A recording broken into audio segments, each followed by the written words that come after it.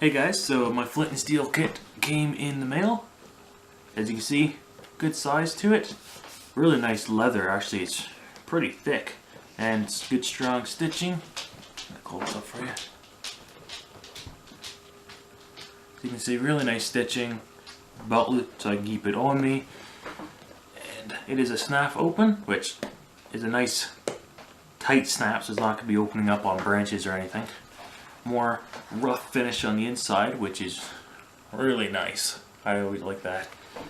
And inside here I got 2 places of English flint.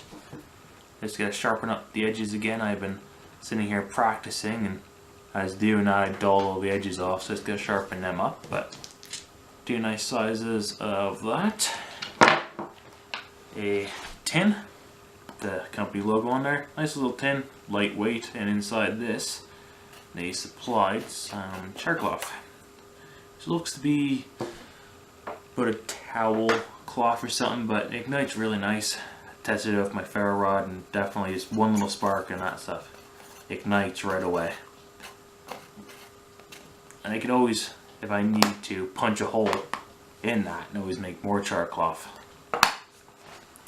A emergency tinder bag, which I can always keep some dry tinders in there, or if it is an emergency or anything. This is made of jute, so I can just take it apart, get the individual strands, and take every individual strand apart, which makes a really nice flammable bird's nest. So that's a nice addition in there as well.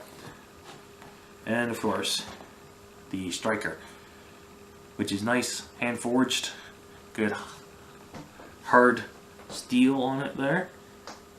Nice. I like how they, I don't know if that's laser engraved or something, but definitely like the way they put the company logo on there. But definitely nice size. I mean, I got bigger hands and it fits very comfortably in my hand. As you can see, I'm practicing a little bit there and I hit the flint off my finger. But definitely a nice kit.